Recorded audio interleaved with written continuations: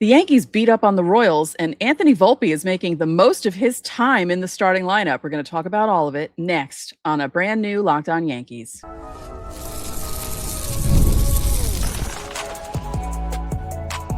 You are Locked On Yankees, your daily New York Yankees podcast. Part of the Locked On Podcast Network, your team every day.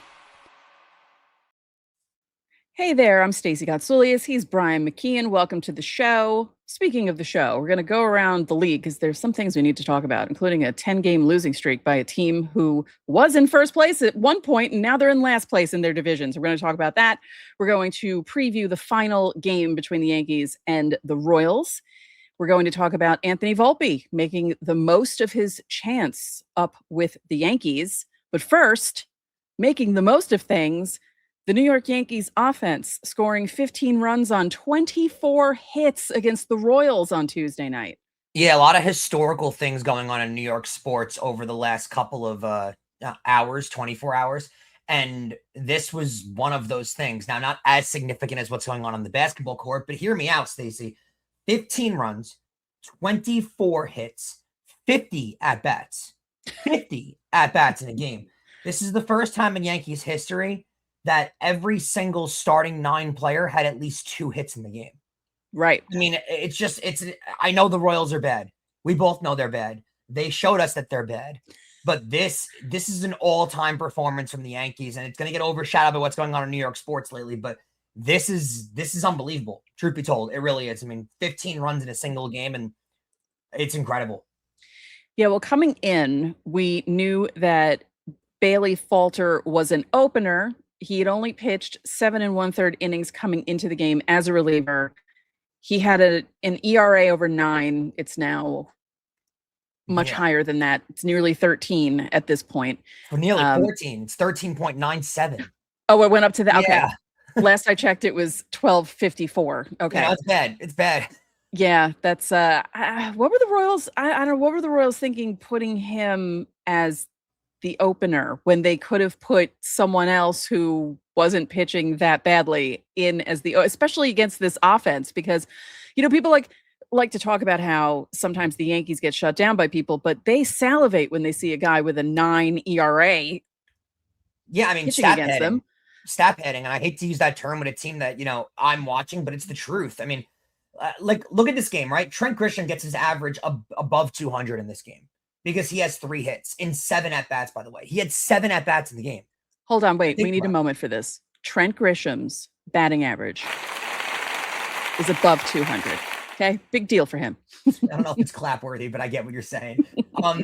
Aaron Judge has 2 hits in the day and an RBI. Like, it's just, you look at and a bunch of and 2 walks in the day. Like, Bellinger had a great day. Goldschmidt had a great day. Ben Rice, like, everybody got going on the party. And how about your player of the game from your Yankees postcast, right? Amed Rosario, 2 home runs on the day, right? 4 hits. Like, you can't make this stuff up. I mean, this is an unbelievable performance. And again, I get it. The Royals are an awful, awful baseball team.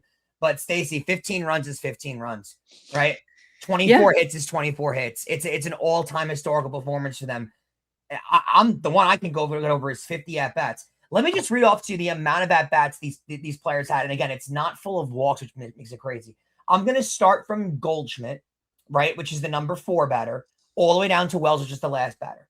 Goldschmidt has 6 at-bats. Rice has 5. Rosario has 6. Chisholm has 5. Volpe has 6. Wells has 6. That's an insane amount of at-bats for one game. Grisham at 7. 7 at-bats on the day. It's wild. It's nuts. And by the way, one of the key things too, not a lot of strikeouts. Yes. He struck out 5 times in this game. Yes. That's also really key. Right. Also, they walked 5 times. Yeah.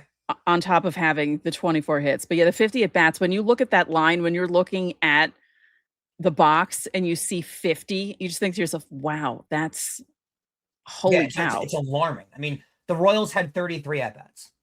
It's alarming. It really is. And they had 6 hits on the day. Yeah, and the only 2 innings the Yankees didn't score were the 4th and the 6th. I mean, it's remarkable. I mean, it's a remarkable performance. It really is. How about this too? Just from the pitching side, it would feel like there's not a lot to talk about here because of how good the offense was, but these guys deserve their flowers too. Cam Schlittler gets his ERA down to 1.50, which is just remarkable how good he's been. He's the clear American League Cy Young favorite at this point. Can't believe it, but we're a month away from being halfway through the season. And he's not just leading the American League in Cy Young candidacy, Stacey. He's dominating it. The next lowest ERA in the American League right now is Trey Savage with a 2.25. Cam Schlittler is 0.75 points below that. It's ridiculous how good he's been on the year. Yeah, and I joked about this on the postcast, but my thought was Cam Schlittler is the last starter who needs to have this much run support. Not that any of the starters really need to for the Yankees because they're all pitching really well, but it's just funny. It was like he had a 4-0 lead before he even started pitching in the game. So and it was over already. Yeah. Yeah. He gives you 6 innings of 4 hit ball, only 1 earned, 6 strikeouts, no walks, by the way, on the day. Also, they got him out of the game with 77 pitches through 6 innings, and he probably could have given you more, but why? Oh, sure. But why? You don't need run support. Why kill his arm? And let's give some flowers to Ryan Yarbrough, too. Yeah. To give you the rare 3 inning save. But to give you, 3 innings, just comes in, does his job, doesn't get to let the game get out of hand, doesn't let the bullpen get used. And now you've been through, you've won the series in Kansas City. You have a chance to sweep on Wednesday before you go on the road. Well, before you continue your road trip in Oakland or Sacramento. I don't know why I can't get used to that yet. But Stacey, this is it's an unbelievable performance. And you got to look at these kind of performances sometimes and just wait and sit back and think about how good they are. 15-1 is 15-1. That's an insanely impressive performance. Yeah, it's also good that Yarbrough did what he did because they do have the last game tomorrow. Rodón should be fine. The Royals are not good, and Rodón has improved in every start that he's made. But in case he does run into trouble and they need to use guys out of the bullpen, they have the off day on Thursday when they're traveling to Sacramento, and then they start playing Friday night. So even if they do need to use some of the guys in the bullpen that they didn't use on Tuesday, it should be okay. But I have a good feeling about Rodón. I think he should be fine against the Royals. I don't think we're going to. Yeah. That's where my question was going to you, though. Do you think there's a chance that Wednesday becomes a white flag Aaron Boone lineup day? And I don't think so because of the off day. I think the off day helps to help it not be like a punt lineup. Yeah. I could tell you this for a fact. If Giancarlo Stanton were healthy, he would 1,000% be getting the off day on Wednesday. Plus, the Rays are scuffling a bit. The Orioles beat them again. We're going to talk about that in segment 3, but the Orioles beat them again. So I think the Yankees happen.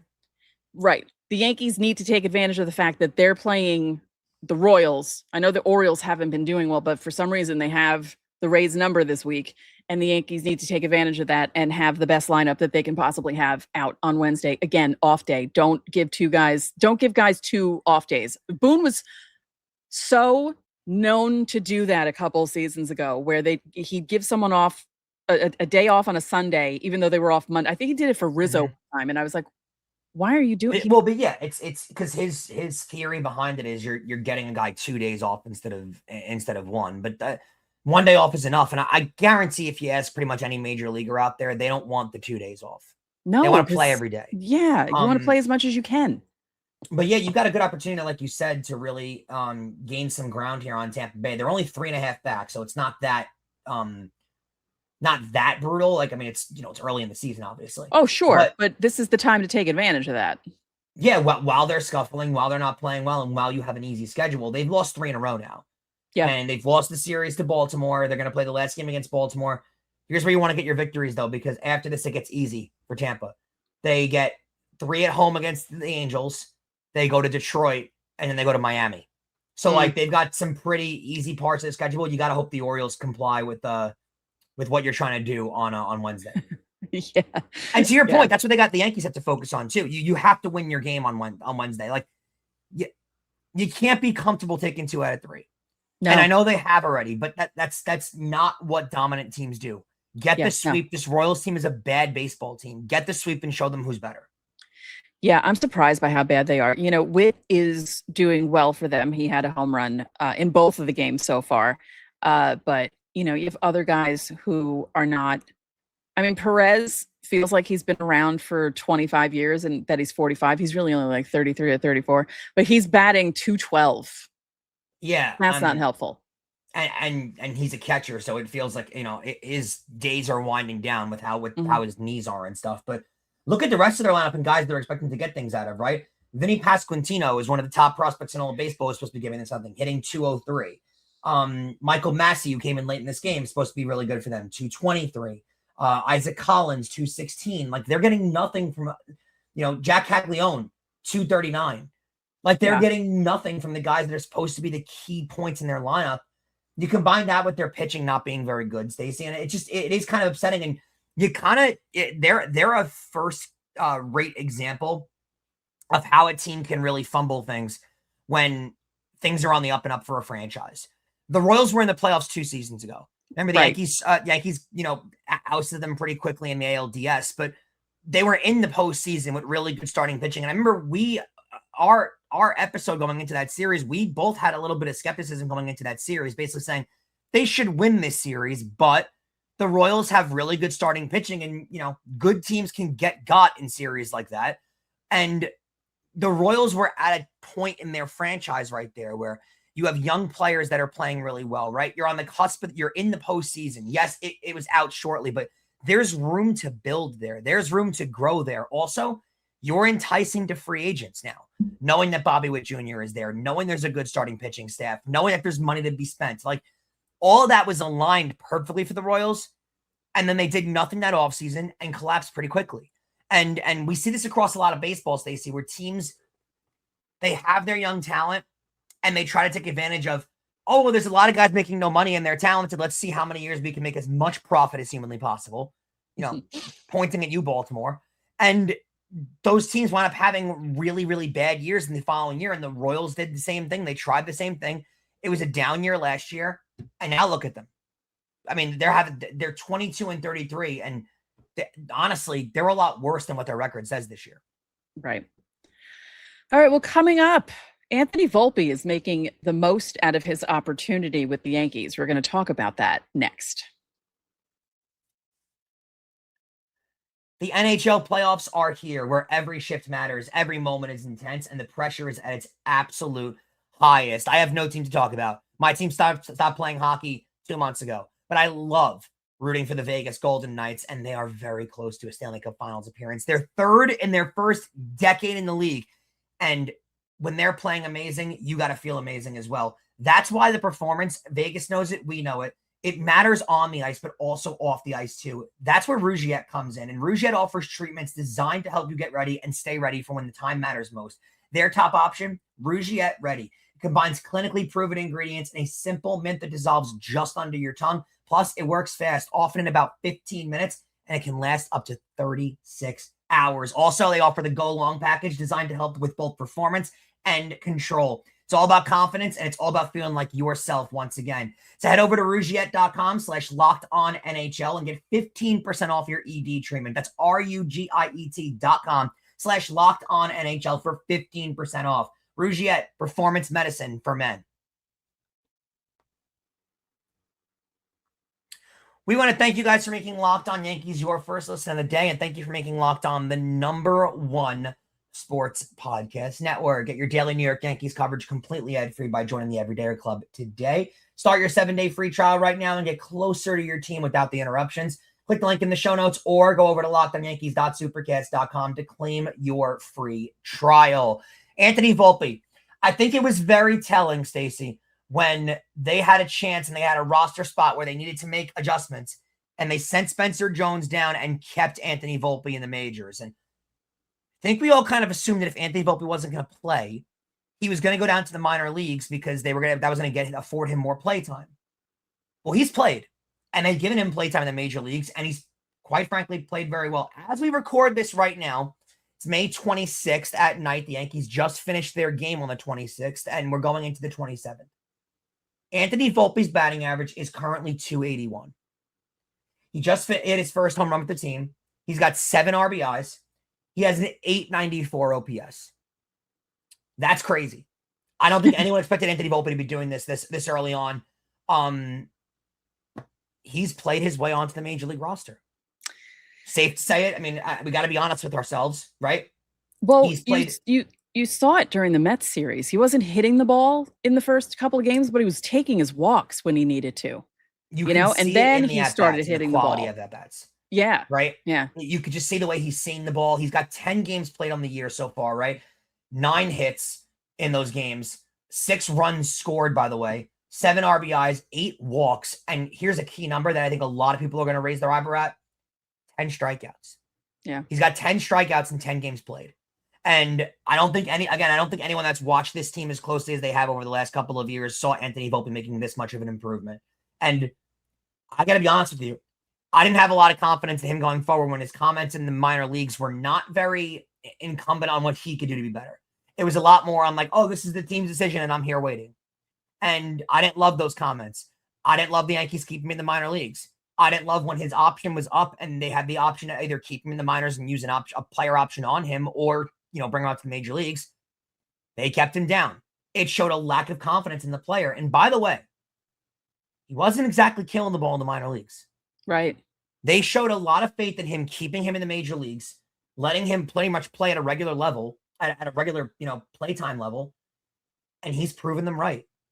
He just has. And we've given our damage of Anthony Volpe takes on this show plenty. We've really, told him how we feel. We got to give him his flowers and he deserves it. Yeah. And through 10 games, again, 9 hits, only 10 strikeouts, 8 walks. He's been great. He really has been tremendous for them. So, and the fielding has not been bad. Yeah. I mean, he's all over the place. It feels like he's involved in every at-bat. This game, the 15-run game, he was great. There's not a lot of complaints that I have on him right now. And I feel honestly very confident in that he deserves his starting role right now. He deserves to play every single day.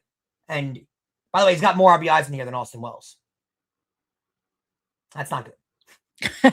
That's really not good. Yeah, no, that's not good for Wells. And although, the Royals helped Wells out on Tuesday night because he also had multiple hits. So good for him. And an RBI. So good for him. But Wells 7 and Volpe 7. Right. Numbers are numbers, right? Yeah. Yeah. And Wells has basically been playing all season so far. Not every game, but starting catcher. He is the starting catcher. He's the starter. And he's played in 41 games, by the way. Yeah, that's that's over 75% of the season. Well, he's raised his batting average to 181 from 160. What was he down to? 165. He's only missed 13 games. Yeah, but it's but yeah, no, it's good to see Volpe do this. A lot of people are eating crow, but then again, Volpe does do this where he starts out hot and then he'll slump for like 3 weeks. So we have to wait for that to kick in because it could, maybe he doesn't, maybe it doesn't, but you've seen him enough over the last 3 seasons to know that there is a pattern to Anthony Volpe, and he starts off hot and then nothing for a while. And then he gets hot again at the time where you're thinking, oh, maybe they should do something with him. And then he starts hitting the ball again and he's getting on base and he's doing what he needs to be doing. And he's very up and down. So here's my faith in this situation.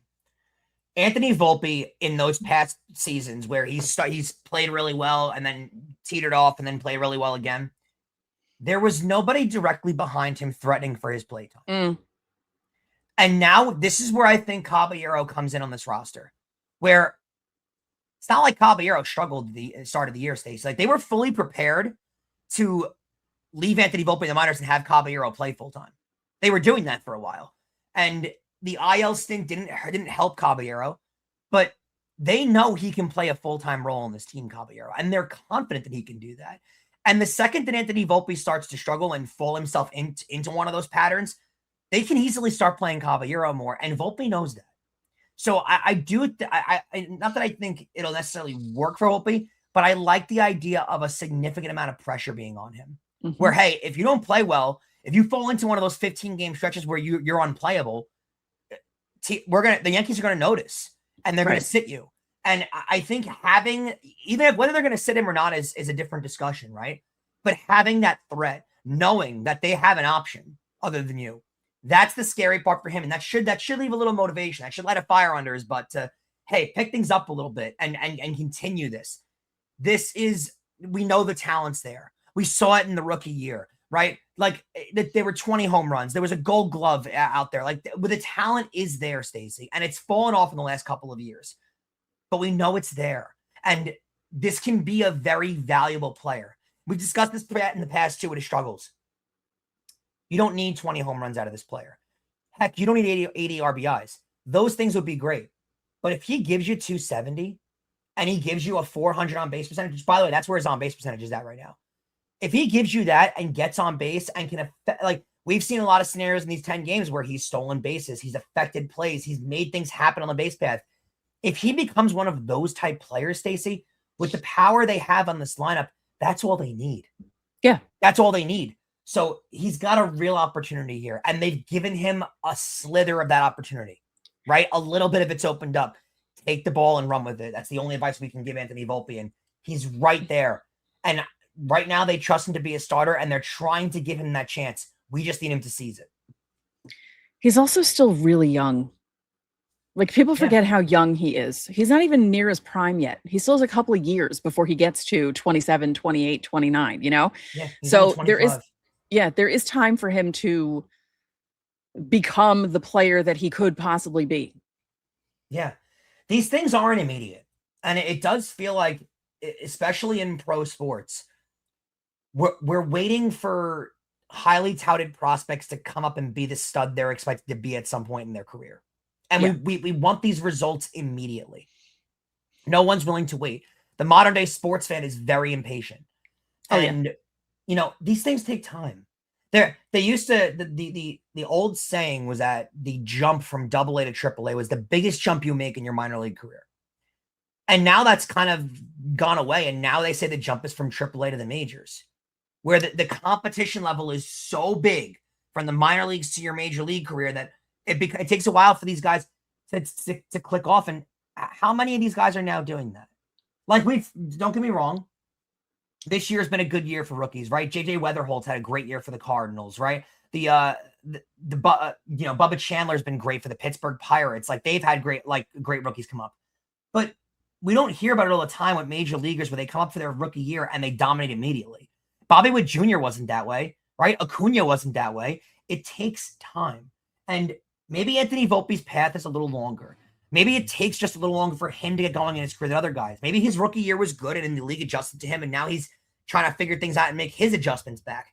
These things all take time. And I think it would be valuable for Yankee fans here to just give Volpe a little bit of time to figure things out. Yep.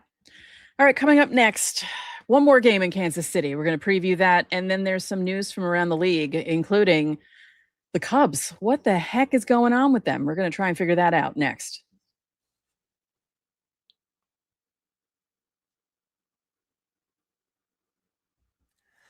Welcome back, guys. Let's just go over Wednesday's performance first, because Stacey mentioned the Cubs in the last segment, and I'm very, what an anomaly of a season the Chicago Cubs have had. Wednesday's game for the Yankees, it'll be on Amazon Prime. It's a 7:40 start on Wednesday. Carlos Rodón, who's 0-2 at a 4.15 ERA. That's by far the highest ERA for a Yankee starter this year. Let that sink in for a second. He's only pitched in 3 starts so far, too. So there's a little bit of confidence he can figure things out. Plus, his last start was excellent for them. So there's a lot of confidence going into this start that Carlos Rodon's going to be able to do something good against the Royals, who don't hit and are not a good baseball team. Mm-hmm. He'll go against Noah Cameron, who's 2-3, but a 4.72, but has pitched all year. And it's higher than Rodón. So a lot of confidence here going into this game. And we discussed it earlier, Stacey, but get the damn sweep. Like don't settle with 2 out of 3. And the Yankees already faced Cameron earlier in the season. They scored 5 runs off him in I think 4 or 5 innings, 5 runs. So they've seen him already, and prove yourself. That should work in their favor. But yeah, no, definitely go for the sweep. Sweep the leg. Let's go. Yeah, exactly. Let's get to this, because a team that's been getting swept a lot lately, but was sweeping teams a lot earlier in the season. The Chicago Cubs have now lost 10 in a row. And they now have 2 separate 10-game winning streaks in the season. They have a 10-game losing streak, and they have a 15-game winning streak at Wrigley Field. All those things have happened in this season. They lost 12-1 to the Pittsburgh Pirates on Tuesday. Yeah. I don't get it. This team makes no sense. I'd love to give a plug here, because as you guys know, I host Locked On MLB Game Night as well. and we play shorts a lot from Sam Olber, who's the host of Locked On Cubs. Go check out his mood during these. Every short that he does gets more and more significantly depressing, where he's falling apart on this team, Stacey. So they lost 2 out of 3 to the White Sox. Then they got swept in 3 by the Brewers, swept in 3 by the Astros, and they've lost the first 2 to the Pirates and could likely get swept on Wednesday by the Pirates. Well, here's the thing. They were in first place in the NL Central. Now, we keep talking about the NL Central. Every team is still above 500. The Pirates and the Cubs are currently tied for last place, only 4.5 games out of first place because everyone is bunched together. But the Pirates and the Cubs are both 29 and 26. And here's the thing about the Cubs. Their expected win-loss record with all those streaks and everything is 28 and 27. They went, before this stretch of playing terrible baseball, they went 20-3 in 23 games. Yeah. 20-3. Since then, and that streak ended on May the 8th. We're now at May 27th. Since then, they've won 2 baseball games. That's wow. Weirdly enough, one of them was against Atlanta, where they shut them out and beat them 2-0. Then they beat the White Sox. Other than that, I mean, again, they're currently on a 10-game losing streak. Prior to that, it was a 4-game losing streak. They won 2 in the middle. That was it. They haven't won a series in almost a month. And here's the thing. They don't pitch. Shota and Imanaga has been terrible for them. They have no good starting pitchers in their staff. That's a big reason why they're losing, because I jokingly asked on social media, what the heck happened to the Cubs? And someone said there's only so much the offense can do to cover up the starting pitching. Yeah. I mean, Shota Imanaga is 4-5 with a 4.04 ERA, and he's supposed to be one of your aces, right? And by the way, this is what's really, we talk about this all the time. His whip is only 1.07. That's 21st in the league. Your ERA should not be 4.04 with that good of a whip. Think about, he's not giving up a lot of walks and hits, and he still has a 4 ERA, which means he's giving up a lot of home runs. And in Wrigley Field with the wind blowing in, that's hard to do. And so he's their ace. He's been terrible. Matthew Boyd had a decent start to the year. He's been on the IL. Edward Cabrera, their top prized free agent piece they traded for, he's been on the IL. And how about this? Take a wild guess, because again, I don't know how into the Cubs depth chart of pitching you are, and all of our listeners are. But take a wild guess who their number 2 starter is currently. Jameson Taillon. Who the Yankees gave up on 5 years ago. Right. I mean, you take all these things into account. Jameson Taillon, by the way, is 2-4 with a 5.20 ERA. Oof. And that's their number 2. So again, you're asking your offense now to give you double-digit runs every single night. Right. And you can't do that. You can't do that. This is just a bad baseball team right now. And right now, yes. They're 29 and 26. Yeah. They're still above 500. Now they slipped to 4th in the National League Central, which is a good division. But it's so hot and cold. And when it's hot and cold with them, it's either the best team in baseball or the worst team in baseball. Right. Crazy. Right. Speaking of best and not so great, the Orioles beat the Rays again. This time it was 6-1. It wasn't a walk-off. But Shane Baz, who exacted some revenge on the team that traded him away, he's the one that started that game. So the Orioles are helping out the Yankees this week.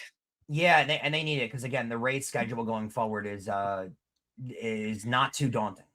And then here's my favorite thing. Here's my favorite thing from Tuesday. So the Rangers, who were combined no-hitter on Monday night by the Astros, opened up Tuesday's game with 8 runs in the first inning. Because in honor and rest in peace, that's baseball season. Yeah. That's how it works. It makes no sense. The first inning, they enact their revenge, but get no hit. By the way, does it feel like the Astros have a no-hitter every year? Yes. Although it's not true, but it feels like it. Yeah. It's crazy. One more story I want to bring up too. Wait, before we do that, I brought this up on the live stream earlier on Tuesday, but I want to bring it up again in case you guys didn't watch. Alimber Santa is one of the guys in the combined no-hitter. He was making his MLB debut on Monday night in the no-hitter. He's the first guy to pitch in a no-hitter and make his debut since Bumpus Jones in 1892. The great Bumpus Jones. There were 2 Bumpus Joneses. Well, of course. Actually. Of course. The Joneses. Yeah. There were 2 Bumpus Joneses because why wouldn't there be in the 1890s? Yeah, Bumpus, huge name in the 1890s. Big Yeah, well, parents loved that name. Yeah. I'm gonna pull it up for you because I quoted. Oh, did I? Oh no, you don't even got to pull it up. That we're all aware of the great. No, but Bumpus I Jones. want to tell you what their actual names are because Bumpus isn't the real name. No, of course not. Okay, so one of the Bumpuses, the Bumpy, I believe it's Bumpy. Oh, Bumpy, yes. Yeah. Okay, so the Bumpus Jones who threw the no-hitter in 1892. He was born in 1870. His first name was Charles. He's from Ohio, and he pitched in. Wait, he only pitched 8 games. Okay, and then the Bumpus Jones. What a career! The other Bumpus Jones was also a right-handed pitcher. He was born in 1882. His name was Elijah. He was from Michigan, and he was So they both looked very angry in their picture. Most guys did back then. Not sure why. I may have to I may have to put this up in editing because you got to see what these guys look like. They just look very angry. But yeah, Bumpy Jones. Think about how long ago the 1890s were. I love those old baseball stories. Yeah. Speaking of which, I over the weekend I was in Cleveland to watch the Knicks dominate and win Game 3. By the way, Brian did not tell me he was doing this, and I looked at his Instagram stories, and I'm like, and I sent hello to him. Follow me on Instagram at _Brian McKeon right there. By the way, newly verified on Instagram earlier today. That was pretty cool to just thank you, Instagram, for allowing that to happen. But yeah, I don't view myself as that kind of person, but yeah, cool. Yeah, I decided last minute on Friday, like completely last minute with my friend to just drive down on Saturday morning.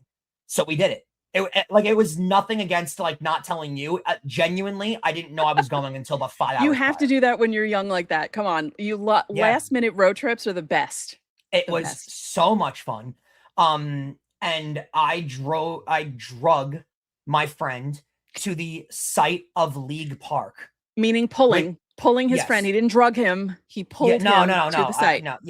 He wasn't any form of intoxicated. He was just dragged physically to League Park, which is the site of Babe Ruth's 500th home run. Nice. The only triple play in World Series history. And Cy Young's most performances for the Cleveland Indians and Spiders. There is a baseball field currently there, and there are, there's a plaque and historical, signs that say what happened there and everything like that. And the site is still there. And I love doing corny stuff like that most people probably find boring as heck, but I love that kind of stuff. One more thing I want to mention.